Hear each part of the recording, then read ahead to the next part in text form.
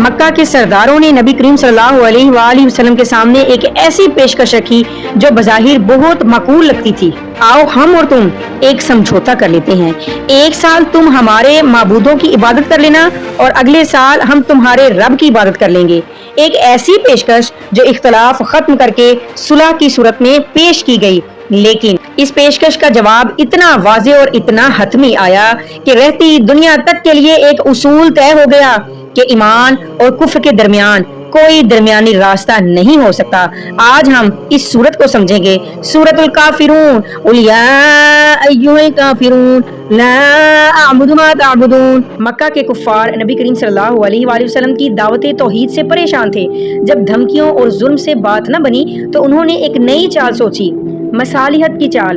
उन्होंने नबी करीम सल्लल्लाहु अलैहि वसल्लम के सामने पेशकश रखी कि एक साल तुम हमारे बुतों की इबादत कर लो और एक साल हम तुम्हारे रब की इबादत कर लेंगे। इस तरह दोनों तरफ का मामला खत्म हो जाएगा और झगड़ा रुक जाएगा। बज़ाहिर ये एक दरमियानी रास्ता लगता था, एक सुलह की सूरत लगती थी, मगर तौहीद के मामले में कोई दरमियानी रास्ता नहीं हो सकता। इसी पर अल्लाह ताला ने ये सूरत नाजिल फरमाई ताकि नबी करीम सल्लल्लाहु अलैहि वसल्लम के जरिए एक ऐसा ऐलान किया जाए जिसमें किसी किस्म के अबहाम की गुंजाइश न रहे। सूरह काफिरून का ऐलान साफ, वाज़े, हतमी। अल्लाह ताला नबी करीम सल्लल्लाहु अलैहि वसल्लम को हुक्म देते हैं कि कह दीजिए, ए काफिरो।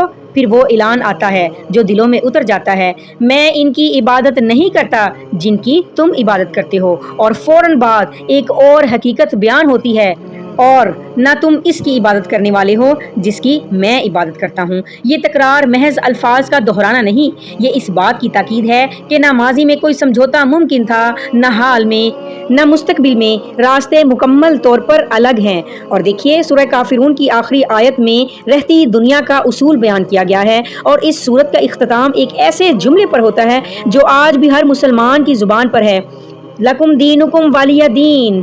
तुम्हारे लिए तुम्हारा दीन और मेरे लिए मेरा दीन।